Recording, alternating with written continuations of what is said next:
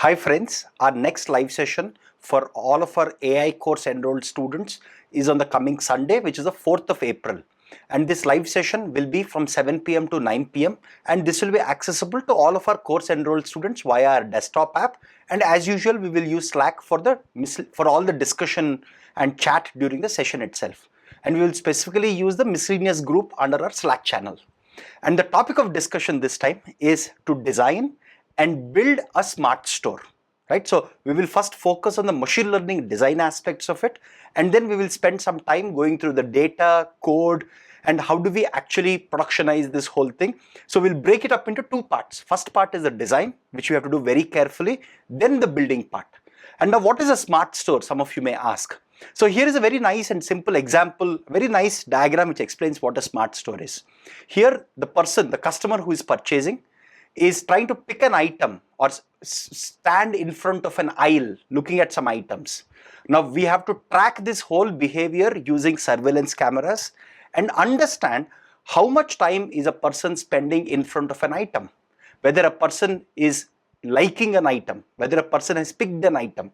So all these things, again, there are a bunch of companies like Amazon which has built something called as Amazon Go stores, which are also smart stores.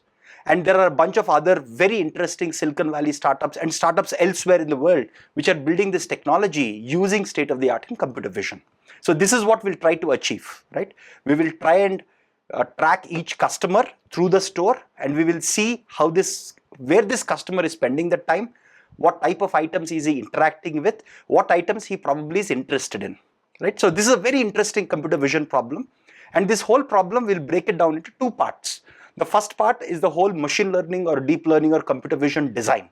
Now, given this big problem, how do we break it down into smaller components, and what sort of algorithms and techniques from classical computer vision or deep learning that we can use to solve it? So the first live session for this problem will be a design discussion, where we will go through a lot of design options, understand what might work, what might not work, what are the pros and cons of each of the design choices. So think of it like a high level and a low level design for this problem from a machine learning and computer vision standpoint. The second part is we'll go through the data, we'll go through some code and initial results that we have for this problem, right? Again, we have all of this already ready, and I'll tell you how we got around and solved this problem in collaboration with one of our students. So to give you some context, this is actually one of the problems that one of our students is currently solving as part of his self-case study under our mentorship.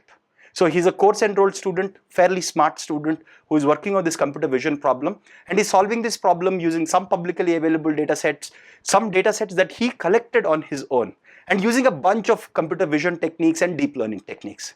So this is a very nice example of what sort of self-case studies we expect our students to do.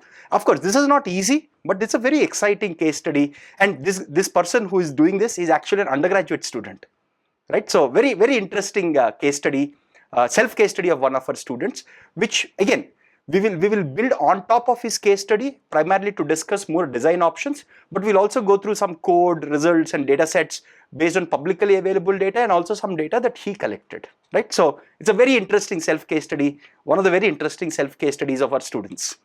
Cool. Now for prerequisites to attend this live session, you have to understand deep learning concepts fairly well, especially in the context of convolutional neural networks, because we will use that extensively to solve this problem. In addition to that, you have to understand the basics of OpenCV, because we'll be using OpenCV extensively in this whole problem. But you don't have to be an expert in OpenCV, because OpenCV is such a big library that being an expert in it is very, very hard. So we have done some live sessions. We also covered OpenCV in some of the case studies in our course. So if you have functional knowledge, working knowledge of OpenCV, you'll be able to understand everything. But most important thing is when you design the solution, when you do the high level design and low level design, what is important is a thorough understanding of convolutional neural networks in deep learning, right? OpenCV comes in only when we go through the code. Cool. So again, to all of our course enrolled students, we strongly recommend you participate in this, because it will give you a good sense of what type of projects you can do, self-case studies that you can do. And this is a very interesting computer vision problem. And please join us at 7 p.m. on the 4th of April 2021 via our desktop app. See you at that time. Just make sure that you just revise some of these prerequisites or go through these prerequisites and attend the session, so that we don't have to cover the basics of CNNs and we can directly dive into the problem at hand. See you on the coming Sunday at 7 p.m.